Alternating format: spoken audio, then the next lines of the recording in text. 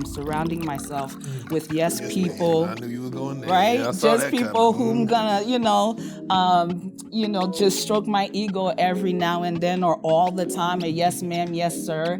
And I don't have people around the room who are going to challenge me, help me to think about the ideas and goals and vision and mission differently, bringing in people from diverse perspectives in the room, diverse experiences who can inform that vision, who can inform the process by which you implement that vision. Then of course you're just going to be really an island of yourself, an echo chamber, right? With a bunch of people around you who are just like, Echo chamber? Elaborate if I had an organ.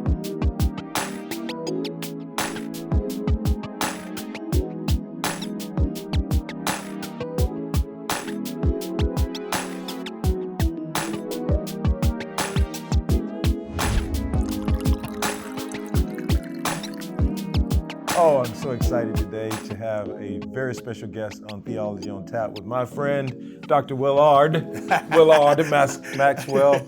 I am Dr. Antipas Harris, and our guest today is Esquire, the Esquire herself, Jessie Sinclair. Saintcyr.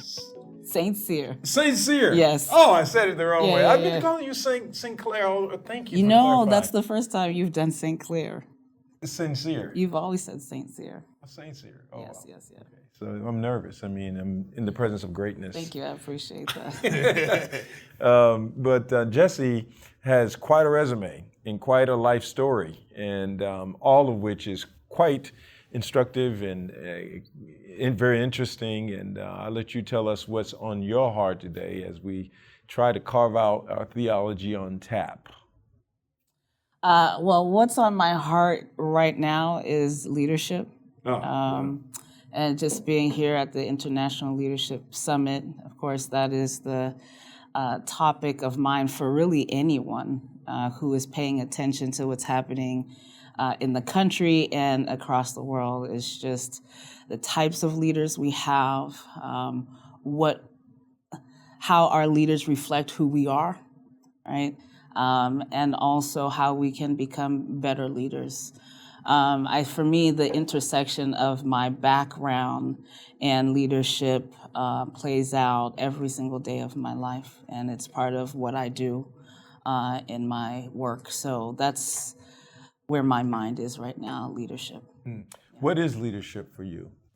So I define leadership in terms of problem solving, right? So leadership is a role and responsibility towards other people.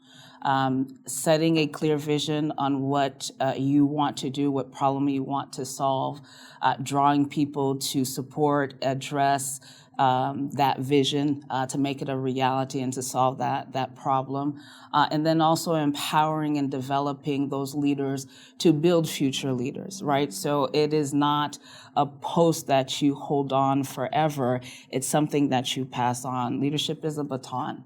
Right? I'm here for a moment in time. I'm here to solve a problem. I'm here to equip people to help me solve that problem. And I need to develop people to continue solving that problem once I move on, whether it's from a role or from that season in my life. And also continuing to prepare myself as a leader, first in Christ, and also then given my profession or expertise, always learning, always growing, and developing the self-awareness to be an emotionally intelligent leader who doesn't bleed on other people, but can at every stage recognize where I am, who I am, what I have to offer, and to build other people to do the same so that they can keep solving problems that affect humanity. Wow. I love the way you said pass the baton. Yeah. And so many of our leaders don't pass the baton. In track, I ran track, and when you run a relay, when the first leg is running to the second leg starts running, and then they pass the baton while they're going at full speed. And I believe a lot of times our leaders of the generation, they don't really pass the baton. We just hold the baton, then we're in a walker, can't even move, and most of us die before we pass it to anyone. And then churches and other organizations are left in disarray because no one ever started a transition of power because so many people have the ego in the way and don't want to pass the baton. Like, what would make our leader today like be more comfortable with training people up. Because I know a lot of people don't, we always say we're supposed to be working ourselves out of a job, but people get afraid of working themselves out of a job because they're scared that they will actually lose their job and someone would take their place. Like, what can we put in place, or what can we do to encourage leaders to actually start pouring into the younger leaders and actually pass the baton while they're kind of still living, you know? Oh, well, check your ego is the first one, right? Yes. We're here for a moment in time. Yes. The way I say it is that we're part of the solution. We're not the only solution. And to imagine that we are the end-all, be-all for that problem or for that community or for that office or for that community or the nation is misguided. Is it right? That looks. I wish the camera was on this side. You would have saw that look like you think you all that. That would have been. Look, that was a whole sentence right there. Go ahead. I'm very expressive, so I don't have that poker face. One camera right here too, boy. I'm telling you. So an ego is the biggest thing, right? Yes. So checking our ego, and I think ego is something that has been formulated over time. Based on our background and our experience, our exposure, the people who rejected us, our vulnerabilities, our childhood in terms of how we were raised, or the lack of support that we got, education, spiritual journey, all of that. So we have to check our ego, check our motives, check, what incentivizes us to do what we're doing. And is it about me? Is it about the title and position and what it does for me, right? Is it just another notch on my belt, or am I going to leverage this role and responsibility to equip the next generation of leaders, recognizing that God has placed in me, endowed me with certain gifts and a spirit to do certain things, right? But also recognizing He's also endowed others and gifted others with different types of gifts and responsibilities and calls to support me and to do something else, right? That might look like what I'm doing or something different, right? The other part of your question in terms of how do we address that gap, I would call it, is I mentioned the ego and then recognizing that we're here for a moment in time, but developing that self-awareness is something I've talked about, right? So how do we, I have a master's in strategic leadership, but I'm also an attorney by trade, which Dr. Antipas mentioned earlier. I'm an employment attorney. And I do management consulting. And so I talk about how leaders cannot just build themselves up, but how they can empower people. And one of the things they need to do is develop that self-awareness, right? So who am I?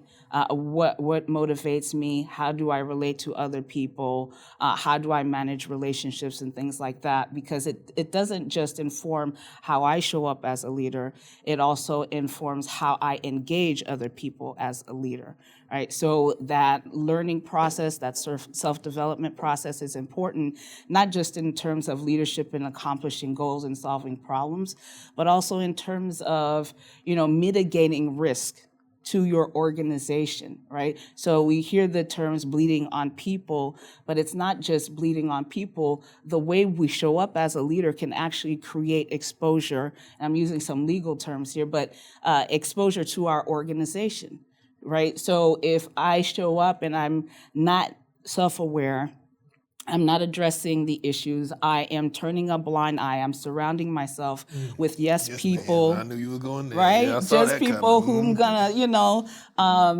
gonna, just stroke my ego every now and then or all the time, a yes ma'am, yes sir.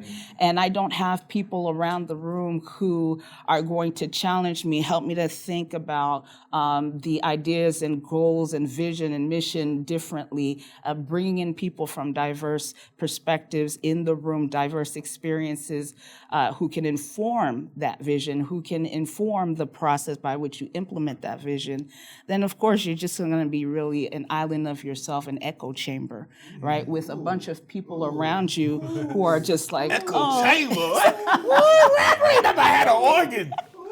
God, no, boy. you're gonna have people around you who are just gonna say and echo do what chamber. you You want. only hearing your own Just voice. and Oh my not, God, not that just is- hearing your own oh my voice, God. but everybody around you, because they are just, oh yes sir, yes ma'am. They're just repeating back to you what you've already said, what I'm saying. and you've not been able Your to own draw voice. from what they No have cross-pollination. and what God's put in them at the table. But what's interesting about that's very powerful. Yeah. The tension that I often see is, on the one hand, the constructive guidance of we don't need echo chambers, right? But on the other hand, there is this language of mission fit and cultural fit and things like that. And some people define mission fit or culture fit by just that. Yeah, Like right. you fit in this culture if you are a yes person and so forth. And there's so many, especially Christian organizations, that are that way. That as soon as you offer another perspective, suddenly you're not a mission fit, or you don't fit in the culture. And so it's this weird dichotomy of hearing you with the constructive guidance of the need to overcome echo chambers, and then being in the reality of organizations that actually are only going to accept that.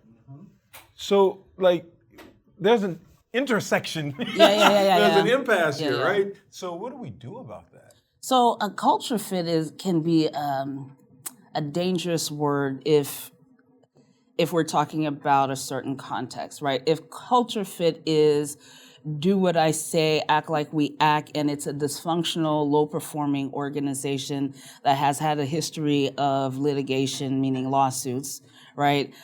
That's not a place where culture fit makes sense. You want someone to come in and change some things, and so your culture has to be flexible enough to accept and receive change and people who may say and do things that will effectuate that change, but may not do it the way that you do it, right? So, I mean, going back to checking the ego, right? So if you have leaders who have created a culture, because culture really does start from the top, right? And they have set the culture in such a way that people are not able to really speak up, share concerns, share ideas, and not be retaliated against because of those concerns or not credited for their ideas, then that just tells everybody in the organization, do as I say, and that's it. Right, and that's not good. In fact, Christ had 12 disciples with opinions, with different backgrounds. I'm not a theologian. I'm in the presence of a great theologian, and I don't know your full background, sir, but I trust that you probably know more Bible than I do. But it's, if Christ could surround himself with 12 disciples, knowing their different backgrounds or leveraging those different backgrounds, and not necessarily getting input from them, but putting into them, endowing them with what he came on earth to do, and trusting that their different backgrounds would allow them to reach different people. How, as leaders in this world, why would we not leverage the people around us and be silent enough for a moment to say, this person has something to say that I may not know. I'm going to ask more questions. I'm going to invite people to share their thoughts, make room for that, make space for that. And even if you disagree in a way that doesn't shoot the person down, but invites other people in the room who may not be as courageous or who've not developed the level of courage to speak up, so that they have an opportunity to do that. So culture fit can be an interesting word depending on what we mean by culture fit. There's another version of that. So the good side of culture fit is we're a fast-paced organization, or we're a high-performing organization. And so we want to develop people to get to that level and contribute at that level. That's a great thing, right? But I think it's just a matter of balance. But also, if leaders are not learning from the people who they've hired, then they're doing themselves a disservice. They're also doing their team a disservice. They're doing their customers, their constituents, and in the question you asked, their congregants, a massive disservice by not listening to the people they hired. what is the point? You can't do everything by yourself, right? And you shouldn't. And if everything has to have your fingerprints on it as a leader, then you have some shortcomings that you need to revisit, reflect on, and maybe make some changes so that other people in that room, in that organization, can have their fingerprints on. Because for me, the mark of real leadership legacy is not that my name is everywhere, but that my influence, the way I've empowered other people has created stronger, better leaders who can do more, who can reach more. No one is an island of themselves, and leaders shouldn't think that way either. And see, what I look at is I believe in the collective IQ, and I'll let them know all I of love us that. are smarter than any one of us. And so I know I'm not everybody's pastor. So I might say, man, I know, hey, Eugene, Sister so-and-so, she don't be feeling me. Hey, can you tell her why she need to get on board with this campus campaign? Because I know you her pastor. And what leader Dr. Bourne would teach you is you only can reach 125 people effectively. So the 125 people you reach, somebody else in that 125 need to reach 125 more.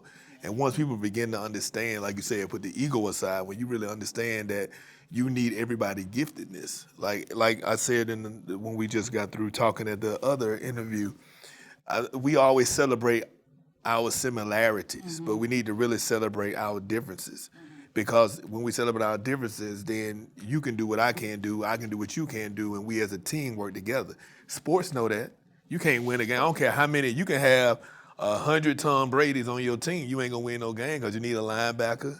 You need a defensive end. You need a running back. You need people at all different positions. Tom Brady is a great quarterback, the greatest quarterback arguably of all time, but you can't win with all quarterbacks. You need different people playing different positions. And the thing about it is we don't really go back to the Bible as far as 1 Corinthians chapter 12, how we talk about how can the hand say to the foot, I don't need you? How can head say to the arm, I don't need you? The whole body needs each other collectively.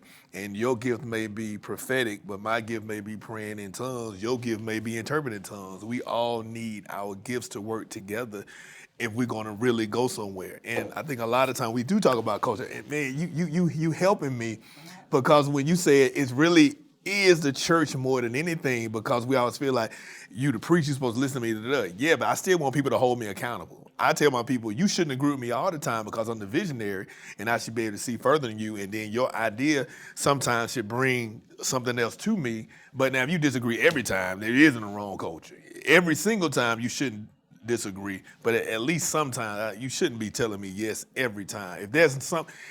If we don't disagree at least 1 or 2 times, I'm around you every day, and we don't agree, and we go through a whole 10 years and we never have a disagreement, and one of us fake.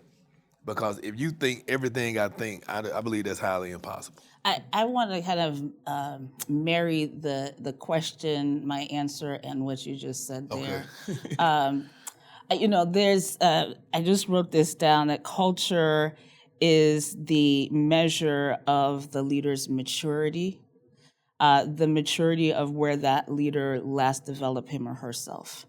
So in other words, if the stage in which I am as a leader, as a human being, let's start there, right? In the place where I've developed myself, in the place that I've matured, in the battles that I've addressed or overcome, the challenges that I face, and my ability to heal from that, grow from that, learn from that, and pass that on. That is just it's what builds the culture, right? It's what builds the people, and then tells them and gives them permission to say, I can engage, and gives you permission and really the courage to say, I can learn. Yes. Wow. So a leader has to learn from his or her people. So then, and if you're not, then what kind of people are you hiring?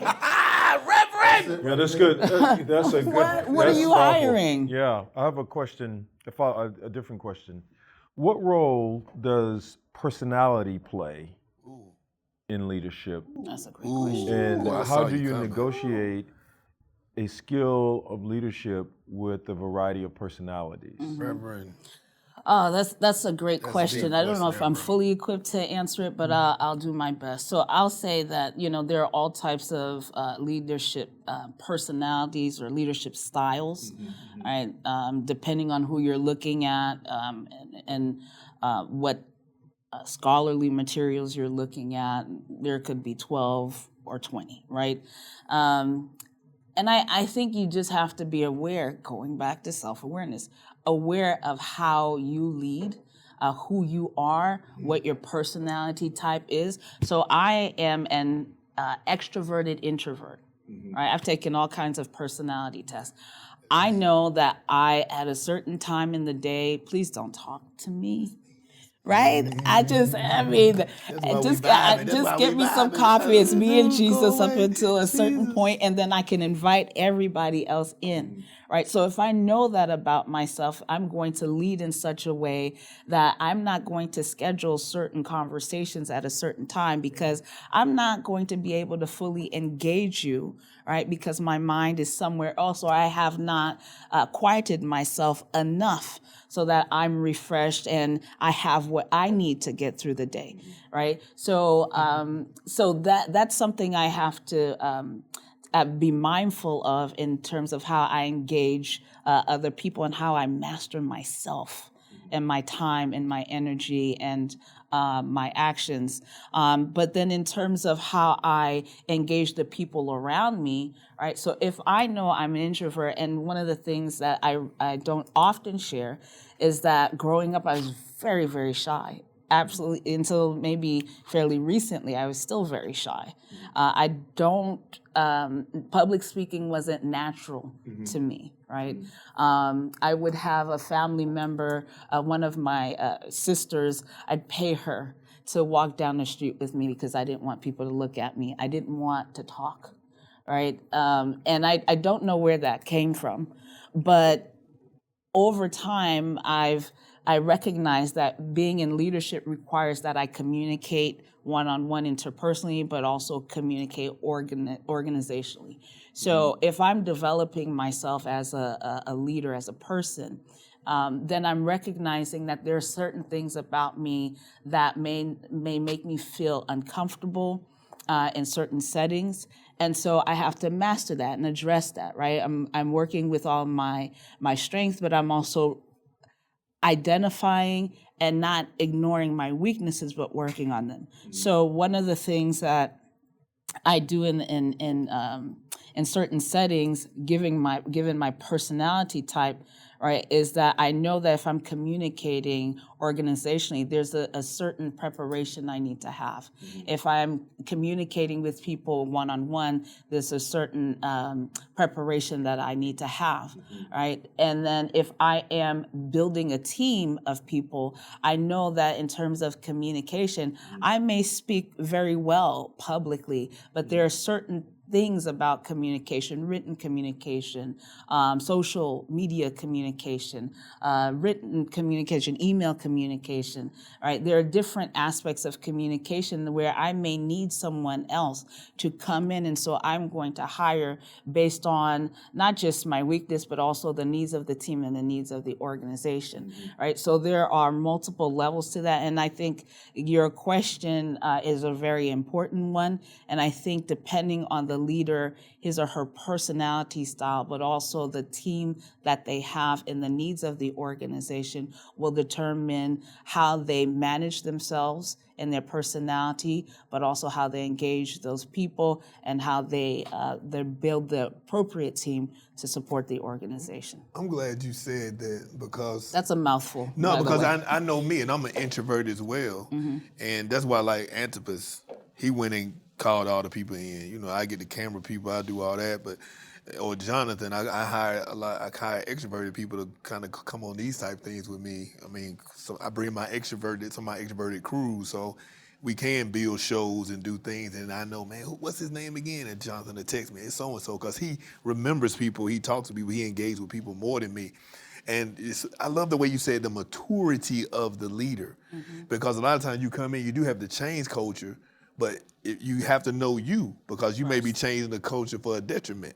And the Bible says that your culture, your tradition, have made the word of God to none effect. And so no matter how powerful the word is, your tradition, your culture can stifle it. Jesus had just healed all them people on one side of the lake. Got in the boat, went to the other side, and couldn't heal that many people in his community. And he said he marveled at their unbelief because they said, "Ain't this Jesus? Ain't this the Jesus that was down the street? Ain't this the Jesus that knew who that Mary is the mama of?" And he marveled at their unbelief because their unbelief kept them in a place where he couldn't even heal them, and he was Jesus. You understand? So the culture where he went to, he couldn't break through it because the culture of familiarity that they had. And so as a leader, you got to be able to cultivate and change that culture to a culture that's thriving and is able to be receptive to the word of God. But like you said, if your ego get in the way and it's just you and you can't see yourself and you in the echo chamber and only hear you could be wrong because maybe you have not grown to the fact that you understand that you're wrong sometimes. You understand? I know me, like I said, with him, he gonna always be more boom. He gonna always be like, yes, more stable, more serious, more coming from the theological side or whatnot. I'm gonna try to go to the here and now or whatever. I might throw a joke here and there, but he's gonna balance me out. You have to understand who you are. Oh my God, like you got my mind blown because so many people hire people that's just like them instead of hiring people that they supplement themselves instead of complimenting themselves to get somebody who's different and fills in the gap. And you do have to worry about your team. You have to know your people and who you need to put in front of them. This is so many things going through my head right now. Yeah, I know she got you going, man. Yeah, so let me take two of them. She's a stimulator. Yeah. so two things. On the one hand, sometimes leaders create a culture because many times top-level leaders are not residential. They're not there all the time, right? You put something together. I'm away now from my team. Yeah. So I put this team together, right? And then I want, regardless of how toxic the team might be, I want to bring in other people to put them in there. And if they don't work with that team that I put together, because I don't really want to deal with them anyway, then they become the problem rather than addressing what the real problem is. So it's a personality conflict rather than a skills necessity or even a skills fit. It's a personality misfit, and sometimes organizations strangle their own success by wanting to accommodate to a personality culture. And have you ever seen these organizations? You bring in top-level leaders, and you have this revolving door of people who are actually competent. You want to hire these high-level people all leaving, but you still got this same core group here, right? That they're loyal. They're loyal, so you can count on them. But you got to go find another high-level skilled person every 6 months, every 3 years because they can't tolerate the toxicity of the personality culture. You know what I mean there? All right, so that's... You preach it, they gatekeepers. They don't want anybody else in there. They want to stay exactly where they are. And their value and is push you them can out. trust them to stay there. Right. And they can maintain while you still try to court more high-level people. And you keep dumping these people on there and you're wearing them out because you got this toxic sort of loyal group that protects, they consider themselves mission police. So you want to address that first? I don't know where to start, but let me start with this. Iron sharpens iron, and that is not something that's just for the congregation or for the workforce or for the customers that you serve, whether through products or services, right? So iron sharpens irons, and leaders need other irons, right? Mm-hmm. Other people who will sharpen them. Yeah. So if your team is a team that is protecting the old version of you or a version of you that is not yet mature, and it actually affects the culture, affects the ability to deliver, then again, you're doing a disservice to yourself, you're doing a disservice also to the organization, and you're doing a disservice because your brand is also impacted by that, right? And people will know, okay, I can go there maybe for a short stint and maybe build my resume or meet some people, but that's not the place I'm going to grow, and it's not the place that I'm going to stay. They wood and I'm iron. Yeah. I gotta So, chop them, and I'm getting dumb messing with your organization. My style is really, usually, if I'm staring at you like this, I ain't listening. it looks like I'm listening, but I'm not. actually not. I hear you Usually, better if like I'm doing this. And I'm Yes. doing this, I'm actually listening. Yes. And I know a lot of little boys like that. I don't know if this is a boy thing, but I know boys like that. Man. That if they're busy and they act like that, it's Mom, I can't hear da, da, da, da, da, da. But if they're sitting there looking like this, Yeah. they My look thing like is they're this. listening, but This is my thing.